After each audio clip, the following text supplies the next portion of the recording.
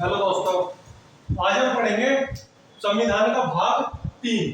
भाग 3 जो है वो मूल अधिकारों या मौलिक अधिकारों की बात करता है। संविधान के अनुच्छेद 12 से लेकर अनुच्छेद 35 तक मौलिक अधिकारों के बारे में बताया गया है। देखिएगा, उन्हीं के बारे में देखते हैं। सबसे पहले देखते हैं इसका अनुच्छेद 12। अनुच्छेद 12 जो है वो राज्य की परिभाषा, यानी किसे राज्य कहा गया है। मूल अधिकार जो है ये व्यक्ति को राज्य के विरुद्ध प्रदान किए गए हैं। ये व्यक्ति के चहुमुखी विकास,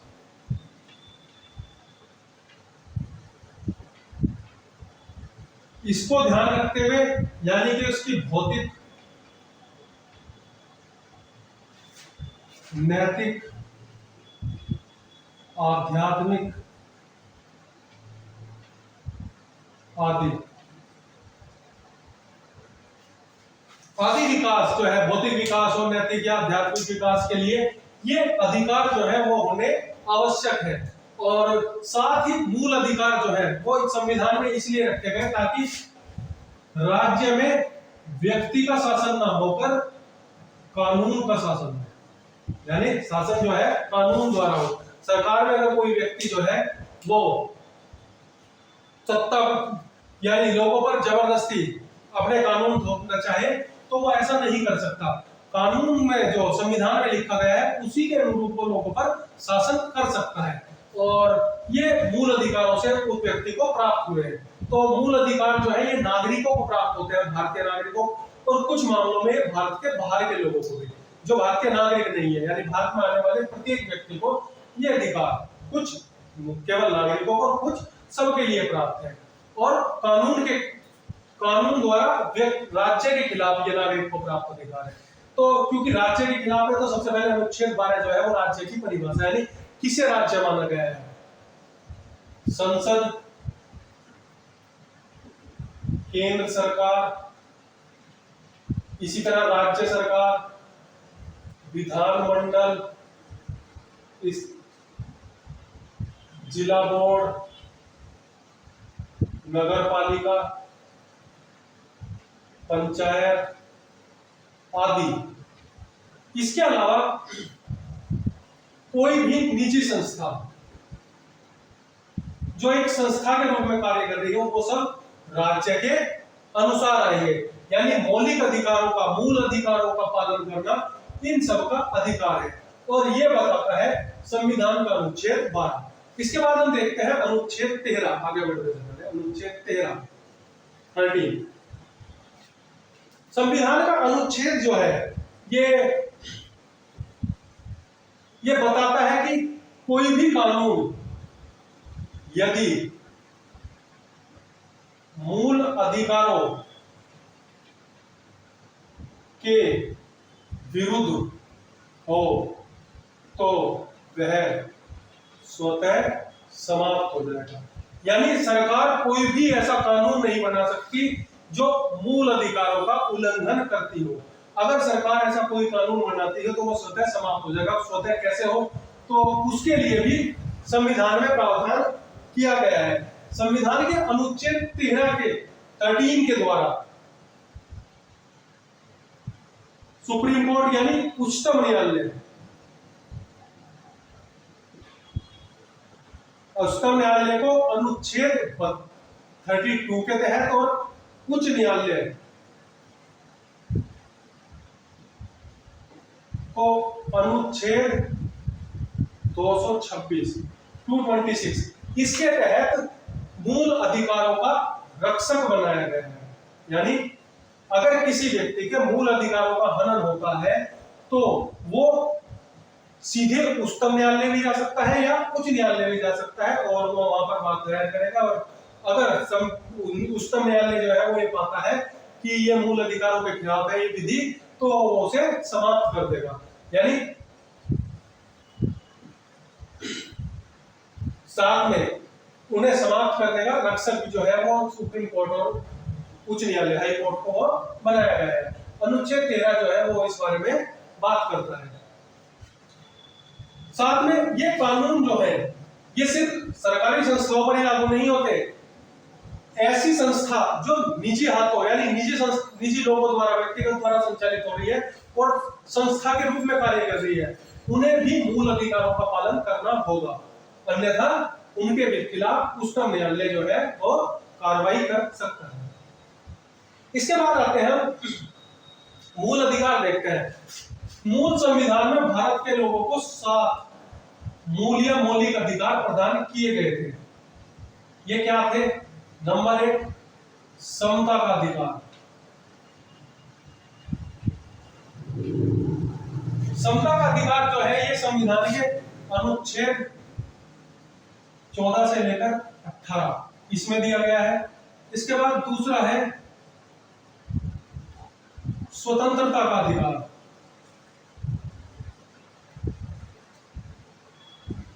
ये संविधान के अनुच्छेद 19 से लेकर 22 तक में दिए गए हैं। उसके बाद तीसरा है शोषण के विरुद्ध अधिकार। ये संविधान के अनुच्छेद 23 से लेकर 24, 23 और 24 में शोषण के विरुद्ध अधिकार दिए गए हैं। चौथा अधिकार जो संविधान में दिया गया था वो था धार्मिक स्वतंत्रता का अधिकार।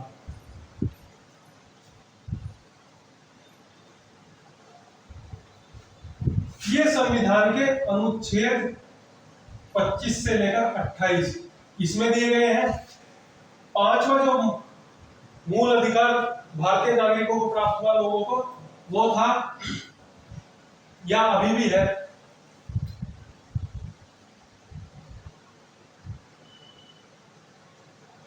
शिक्षा व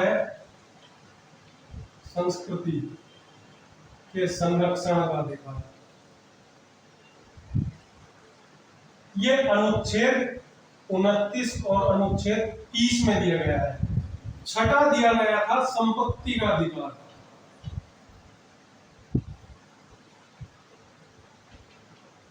ये संविधान के अनुच्छेद 31 में दिया गया था और 44वें बताऊंगा। 7वां जो था वो है मूल अधिकारों की रक्षा का अधिकार।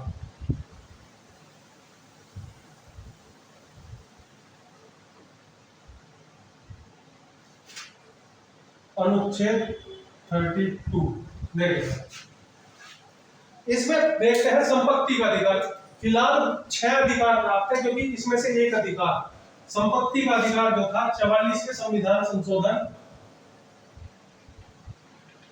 1978 द्वारा समाप्त कर दिया गया था और इसे बाद में संविधान में 301 जोड़कर अलग से इसे कानूनी अधिकार बना दिया गया था। इसके बारे में हम डिटेल में बाद में पढ़ेंगे। देखिएगा, ये 7 अधिकार मूल रूप से संविधान में दिए गए थे। वर्तमान में 6 अधिकार लोगों को, नागरिकों को प्राप्त है। इस सबसे पहले देखते हैं नंबर 1 समता का अधिकार।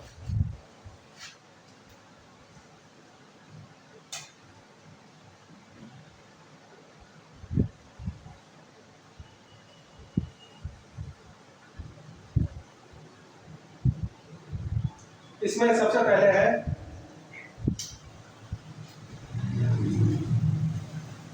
आर्टिकल 14।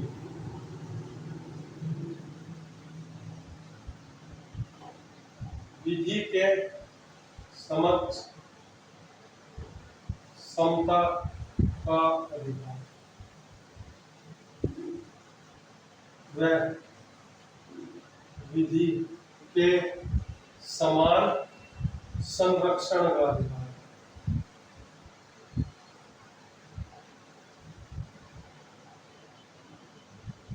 देखिएगा,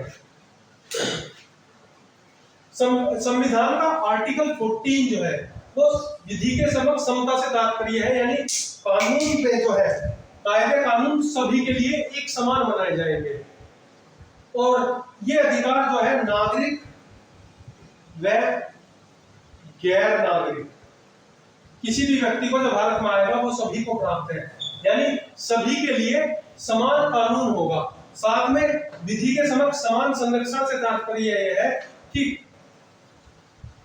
अपने कानूनों को बचाने के लिए कोर्ट में जाने का सबको अधिकार है समान, और कोर्ट में कार्रवाई जो होगी वो सबके लिए एक समान होगी। हालांकि भारत में कुछ लोगों को कुछ पद है, जैसे राष्ट्रपति है, प्रधानमंत्री है, उपराष्ट्रपति है, राज्यपाल, सुप्रीम कोर्ट के न्यायाधीश, कुछ लोगों को कुछ विशेषाधिकार दिए गए हैं, वो संविधान में अलग से दिए गए हैं, लेकिन बाकी सभी साधारण लोगों को ये सभी के लिए एक समान अधिकार जो है वो उसकी व्यवस्था संविधान करता है। इसके बाद देखते हैं हम दूसरा आर्टिकल 15।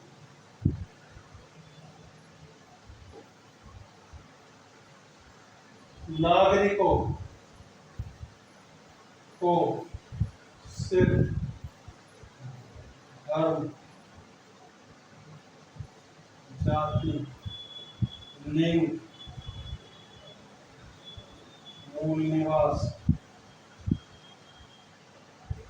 आदि के मामले में मतभेद पर देखेगा। आर्टिकल 15 जो है ये बताता है कि भारत के किसी भी नागरिक को, ये केवल भारत के नागरिकों को उपलब्ध है। आर्टिकल 15 भारत के किसी भी नागरिक को धर्म, जाति, लिंग, मूल निवास या उसका जन्म स्थान कहाँ है उसके आधार पर किसी भी मामले में उससे भेदभाव नहीं किया जा सकता, यानी मतभेद नहीं हो सकता। इसमें सिर्फ दिया गया है, तो इससे तात्पर्य कि इनके अलावा किसी और मामले पे राज्य जो है या सरकार रोक लगा सकती है, लेकिन इन मामलों में मतभेद नहीं कर सकती। हालांकि संविधान में ही इसका अपवाद भी है, जैसे इसी में आर्टिकल 15 में ही प्रावधान किया गया है कि राज्य जो है, राज्यों को छूट दी गई है कि वो महिलाओं व बच्चों को स्वास्थ्य व शिक्षा के आधार पर आरक्षण दे सकती है, या उनके लिए कोई विशेष व्यवस्था से मतलब आरक्षण। यानी आर्टिकल 15 में ही अपवाद दिया गया है कि राज्य सरकार कानून बनाकर महिलाओं और बच्चों के हित के लिए, उनके शिक्षा और स्वास्थ्य के लिए कानून बना सकती है। जैसी के आधार पर बाद में महिलाओं को पंचायतों में 1/3 आरक्षण दिया गया, या 6 से 14 वर्ष तक के बच्चों के लिए निःशुल्क शिक्षा का प्रावधान इसी के तहत किया गया। इसके अलावा इसी में ही एक और अपवाद है। राज्य जो है, राज्य सरकार राज्य के सामाजिक व शैक्षणिक रूप से पिछड़े वर्गों के लिए विशेष प्रावधान, यानी SC, ST, OBC को जो आरक्षण दिया गया है नौकरी और अन्य सेवाओं में, वो इसी के तहत दिया गया है। यानी इन लोगों के, क्योंकि वो शैक्षणिक और सामाजिक रूप से पिछड़े हो, उनके उद्धार के लिए सरकार जो है वो कानून बनाकर उन्हें विशेष सुविधा प्रदान कर सकती है। ये इसमें सम्मिलित किया गया है। इसके बाद हम देखते हैं आर्टिकल 16।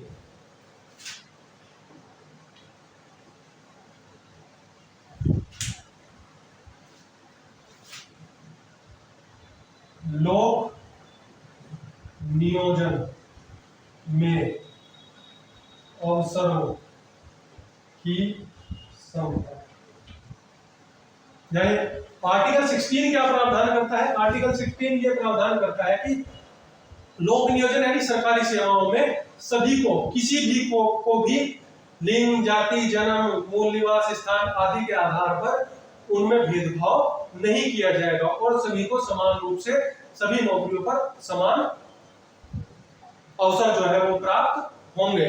लेकिन इसके भी अपवाद हैं और वो आर्टिकल 16 में ही दिए गए हैं। आर्टिकल 16 में प्रावधान क्या है? कोई भी राज्य निवास स्थान के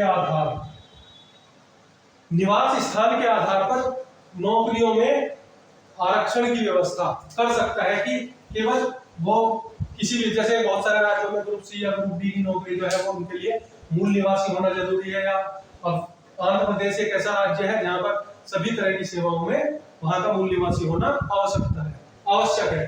तो लोगों के हित के लिए ये प्रावधान जो है वो कर सकता है राज्य सरकार को, अधिकार दिए गए।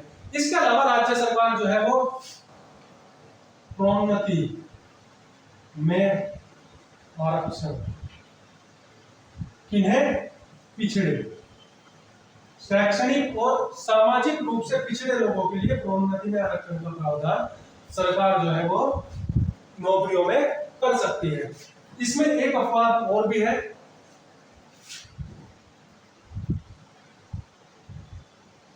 धर्म विशेष के मामलों में उसी धर्म के व्यक्ति की नियुक्ति। तो सरकार ऐसा प्रावधान भी कर सकती है संविधान के तहत, किसी धर्म संबंधित कोई मामले है या उससे संबंधित कोई आयोग बनाया गया है जो उसके विकास से संबंधित या किसी और मामले से संबंधित जांच कर रहा है, तो उसमें सरकार जो है उसी धर्म के व्यक्ति को नियुक्त कर सकती है। इसके बाद आता है आर्टिकल 17। आर्टिकल 17 जो है ये है स्पृश्यता की समाप्ति, इसकी बात करता है। देखिएगा, अस्पृश्यता मीन्स छुआछूत। संविधान में किसी भी प्रकार की छुआछूत को बैन किया गया है, और ये छुआछूत से तात्पर्य फिर वही राज्य के खिलाफ, क्योंकि मौल अधिकार राज्य के खिलाफ है। राज्य सरकार कोई ऐसा कानून नहीं बना सकती जिससे छुआछूत हो। साथ ही क्योंकि इसमें निजी, यहाँ पर निजी संस्था से बढ़कर ये निजी व्यक्ति के खिलाफ भी है। कोई भी व्यक्ति किसी को जाति, जैसे अनुसूचित जाति अनुसूचित जनजाति के व्यक्ति को उसकी जाति के आधार पर नहीं कह सकता, या छुआछूत उसके से अपने साथ बैठ कर करने से मना नहीं कर सकता किसी सार्वजनिक क्षेत्र में।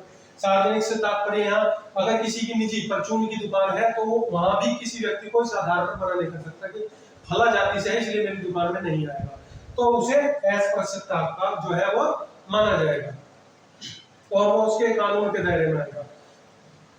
इसके अलावा मंदिरों में, सरकारी अस्पतालों में, कुओं में आदि से पानी लेने के लिए भी किसी व्यक्ति को उसकी जाति के आधार पर रोका नहीं जा सकता है। अगर कोई इस तरह का करता है तो अस्पृश्यता के दायरे में आएगा, और उसके लिए 1955 में इसे आपराधिक कानून को आपराधिक दायरे में ला दिया गया, और इसके उल्लंघन करने पर 6 माह का कारावास या दंड, यानी 2000 रुपए का आर्थिक दंड सरकार लगा सकती है। बाद में 1976 द्वारा अस्पृश्यता संरक्षण कानून को लोक संरक्षण अधिकार कानून, इस नाम लोक संरक्षण अधिकार कानून इस नाम से जाना जाने लगा, और छुआछूत को ये रोकता है भारत में, और ये भी एक मूल अधिकार है।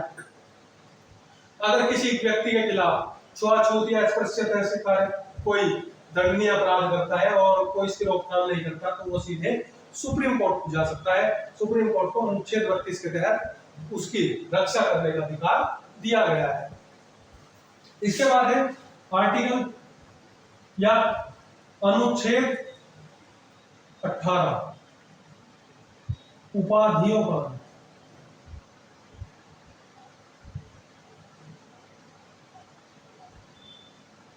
देखेगा, अनुच्छेद 18 जो है ये उपाधियों पर अंत की बात करता है। छोड़कर दो तरह की उपाधियों को, पहला सैन्य उपाधि और दूसरा शैक्षणिक उपाधि।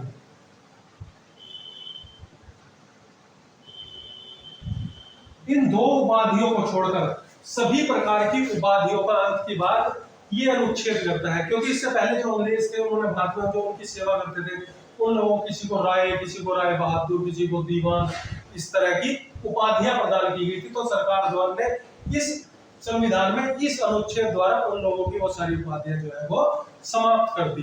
लेकिन उसमें यह प्रावधान किया गया कि सैन्य उपाधि और शैक्षणिक उपाधियों को लोग अपने, जैसे कि पीएचडी करते हैं तो वो नाम के सामने डॉक्टर लगा सकते हैं, या सैन्य में विशिष्ट अधिकारी कोई मेजर जनरल है अपने साथ नाम के साथ में उन्हें लिख सकता है।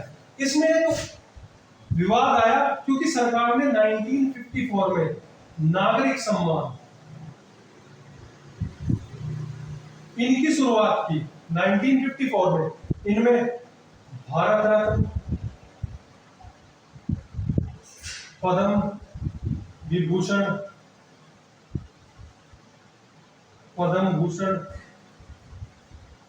और पद्मश्री ये पुरस्कार देने शुरू किए। तो मामला कोर्ट में गया, संविधान सुप्रीम कोर्ट ने 1960 में प्रावधान किया कि ये जो है ये इसका आनंद नहीं करते, लेकिन ये जो उपाधियां है सरकार इन उपाधियों को दे सकती है, लेकिन व्यक्ति इन्हें प्रत्यय या उपसर्ग के रूप में नाम के साथ प्रयोग नहीं कर सकते। जिस प्रकार शैक्षणिक उपाधियों को साथ में लिखा जा सकता है या सैन्य उपाधियों को लिखा जा सकता है नाम के साथ, इनका नाम के साथ प्रयोग नहीं किया जा सकता। तो ये समता का अधिकार, पहला मूल अधिकार जो है, 6 मूल अधिकार जो वर्तमान में उपलब्ध है उनसे ये। धन्यवाद।